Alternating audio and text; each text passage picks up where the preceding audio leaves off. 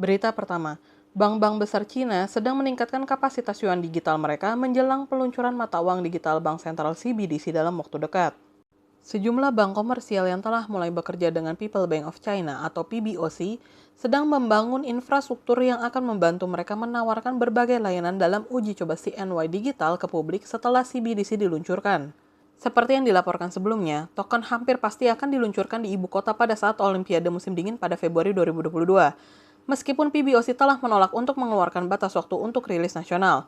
Bank Tabungan Pos yang sedang menguji coba dompet offline untuk memegang yuan digital telah menciptakan departemen baru yang didedikasikan untuk CBDC. Tak hanya itu, Postal Savings Bank, China Construction Bank, Industrial and Commercial Bank of China telah menyebutkan yuan digital dalam laporan mereka berulang kali.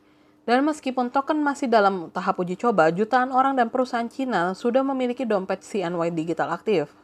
Pada pertengahan musim panas, China Construction Bank telah menerbitkan 7,23 juta dompet pribadi, 1,19 juta dompet publik untuk bisnis dan organ publik, dan telah mencatat lebih dari 28,45 juta transaksi senilai jutaan USD dilakukan di platformnya.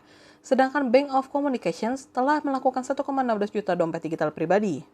Bank Industri dan Komersial Cina juga telah menandatangani perjanjian kerjasama dengan 46 bank komersial untuk bersama-sama menciptakan ekosistem CNY digital. Terlebih lagi, Bank Pertanian Cina telah menandatangani kesepakatan kemitraan yuan digital dengan Bank Xian. Bank-bank tersebut juga mengeksplorasi berbagai kemajuan teknologi terkait blockchain. China Construction Bank telah menyatakan bahwa mereka akan meningkatkan penerapan kontrak pintar, dompet hardware, dan pembayaran offline. Sementara Bank of Communications juga mengatakan bahwa mereka akan mulai menggunakan kontrak pintar sebagai bagian dari penawaran bisnis masa depan. Berita kedua, pasar untuk token NFT tampaknya sangat populer saat ini. Arthur Hayes, mantan CEO pertukaran derivatif BitMEX, bahkan membagikan strategi perdagangan NFT-nya. Dalam sebuah esai yang ditulis oleh Hayes dan diterbitkan di blog BitMEX, pendiri dan mantan CEO mendesak pembaca untuk memanfaatkan peluang perdagangan unik yang ditawarkan pasar NFT.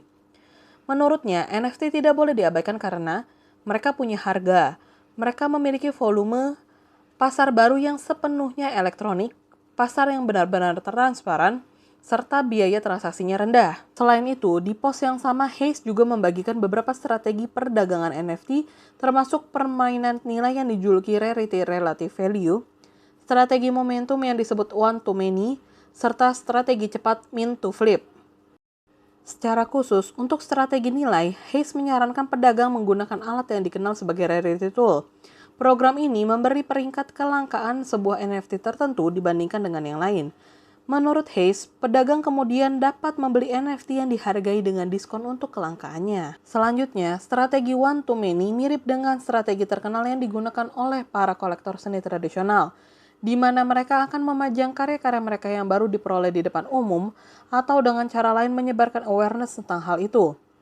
Di ruang NFT, Hayes mencatat bahwa cara untuk melakukan ini adalah dengan membina hubungan dengan influencer NFT teratas di media sosial dengan mengatakan, jika Anda membeli proyek tertentu yang Anda yakini akan disukai oleh seorang influencer dan kemudian entah bagaimana menaruhnya di radar mereka, dan mereka kemudian membeli atau memposting tentang proyek tersebut, boom!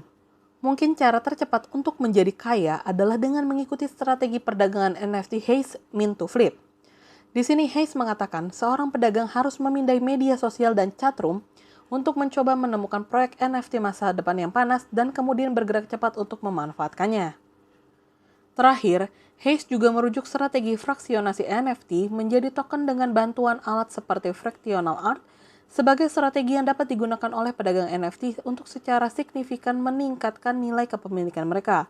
Ini juga merupakan strategi yang baru-baru digunakan oleh kolektif NFT Pleaser DAO. Sekian Go Minders Update hari ini.